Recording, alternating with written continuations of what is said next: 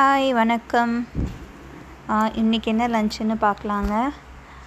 இன்றைக்கான லன்ச்சு வந்து white rice, சவ் போட்ட மோர் குழம்பு. இது வந்து தேங்காய், சீரகம், பச்சை மிளகாய் எல்லாமே அரைச்சி ஊற்றிட்டு லாஸ்ட்டில் இறக்குனதுக்கப்புறமா தயிர் ஊற்றி கலந்துருக்கேன். இது வந்து கத்திரிக்காய் கறிங்க.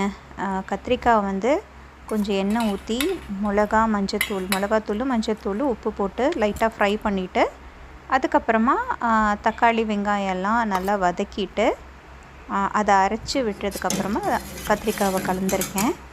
இது கூட வந்து நல்ல தக்காளி ரசம். இன்றைக்கான லன்ச் இது தாங்க.